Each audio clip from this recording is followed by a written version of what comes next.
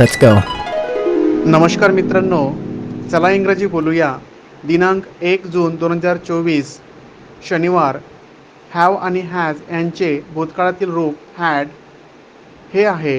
हॅडचा अर्थ असा होतो, च्या जवळ होते, ला होते, चे होते, च्या मालकीचे होते. टू हॅवची भूतकाळातील सोपी वाक्य, विधानार्थी वाक्य. आय हॅड माझ्याजवळ होते, वी हॅड आमच्याजवळ होते, यू हॅड तुझ्याजवळ होते, यू हॅड तुमच्याजवळ होते, ही हॅड त्याच्याजवळ होते, शी हॅड तिच्याजवळ होते, इट हॅड त्याच्याजवळ होते, तिच्याजवळ होते आणि दे हॅड त्यांच्याजवळ होते. टू हॅवची भूतकाळातील सोपी वाक्य, नकारार्थी वाक्य.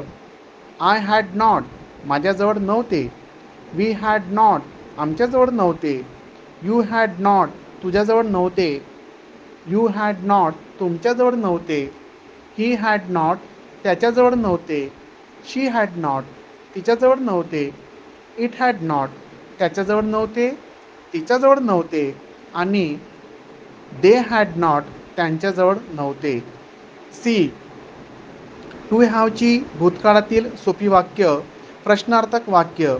हॅड आय माझ्याजवळ होते का, हॅड वी आमच्याजवळ होते का, हॅड यू तुझ्याजवळ होते का, हॅड यू तुमच्याजवळ होते का, हॅड ही त्याच्याजवळ होते का, हॅड शी तिच्याजवळ होते का, हॅड इट त्याच्याजवळ होते का, तिच्याजवळ होते का, हॅड दे त्यांच्याजवळ होते का.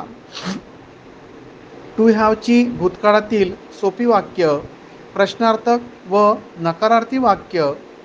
हॅड आय नॉट माझ्याजवळ नव्हते का, हॅड वी नॉट आमच्याजवळ नव्हते का, हॅड यू नॉट तुझ्याजवळ नव्हते का, हॅड यू नॉट तुमच्याजवळ नव्हते का, हॅड ही नॉट त्याच्याजवळ नव्हते का, हॅड शी नॉट तिच्याजवळ नव्हते का, हॅड इट नॉट त्याच्याजवळ नव्हते का, तिच्याजवळ नव्हते का, हॅड दे नॉट त्यांच्याजवळ नव्हते का. सरावासाठी वाक्य. शीला हॅड टू ब्रदर्स शीलाला 2 भाऊ होते. I had two brothers I had two brothers मला 2 भाऊ होते. या प्रकारे वरील वाक्यांची विधानार्थी, नकारार्थी, प्रश्नार्थक व नकारार्थी वाक्यांचा सराव करावा.